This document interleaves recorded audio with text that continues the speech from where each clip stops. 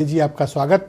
तो सरकार की ये जो अपील की है, चाहे उत्तर प्रदेश की हो या देश की हो, ये संकट कोई सरकारों ने सर्जित तो किया नहीं। ऊर्जा का संकट और ये वैश्विक संकट ये दुनिया के सामने पिछले 2 महीनों से अधिक के वक्त से विद्यमान है।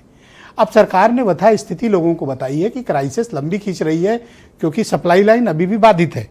इसमें सरकार खुद कहाँ से शामिल है? ऐसा तो है नहीं कि पड़ोस में तेल बिक रहा है, गैस बिक रही है, सरकार नहीं ला रही है।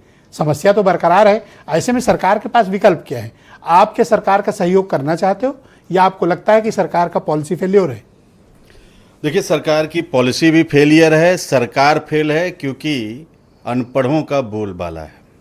और भारतीय जनता पार्टी एक ड्रामा कंपनी है जिसके एक्टर, डायरेक्टर वो सब भाजपा के 2 ही लोग हैं, अमित शाह और नरेंद्र मोदी।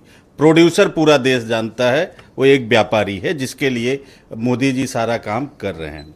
देखिए, आपने कहा क्या पॉलिसी फेलियर है।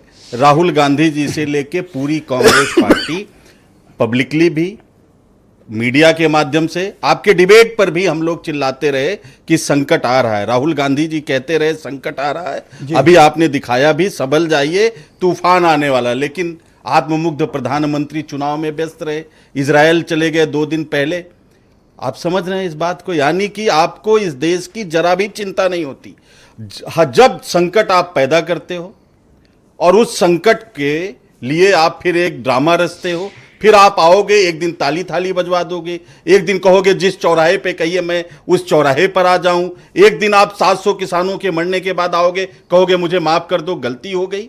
ये जो भारतीय जनता पार्टी और खास करके मोदी जी का ये जो चरित्र है, वो हिंदुस्तान की जनता अब समझ गई है। सबको पता था एनर्जी संकट है, सबको पता था फर्टिलाइजर का संकट आएगा इस युद्ध के बाद। चाइना के सामने ब्रजेश जी ये संकट क्यों नहीं आया? हमारा जो फॉरेन रिजर्व है, जो हमारी फॉरेन करेंसी है, वो क्यों कम हो रही है? क्योंकि हमने रसिया का डिस्काउंटेड तेल ट्रंप के कान उमेटने के कारण खरीदना बंद कर दिया। आपने कहा क्या पड़ोस में तेल मिल रहा? हाँ, पड़ोस में मिल रहा था, रुपए में मिल रहा था, डिस्काउंटेड रेट में मिल रहा था। चाइना वो तेल खरीदता रहा, वहां संकट नहीं है। आपने ट्रंप के एप्स्टीन फाइल से डरकर आपने सरेंडर कर दिया, नरेंद्र सरेंडर बन गए।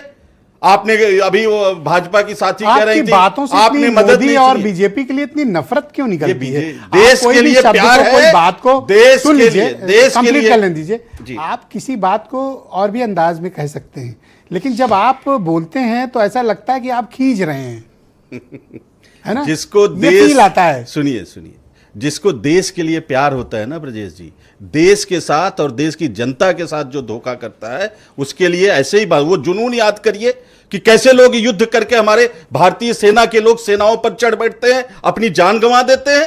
क्या हम उनका सम्मान नहीं कर सकते? आप एक दिन आओगे, रोओगे, गाओगे, चिल्लाओगे, ही खी करोगे, ये विदेश नीति है क्या?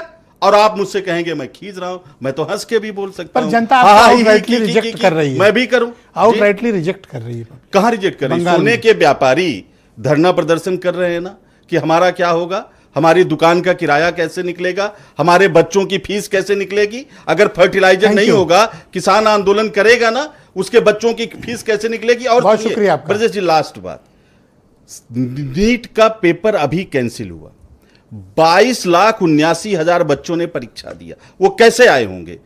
गाड़ी से आए होंगे ना, डीजल पेट्रोल खर्च हुआ होगा ना। अगर आपकी नाकामी नहीं होती, आपकी बेशर्मी नहीं होती, तो ये परीक्षा दोबारा नहीं होता। तो कौन है ऐसे परीक्षाओं? आप सरकार के इस अपील से असहमत हैं?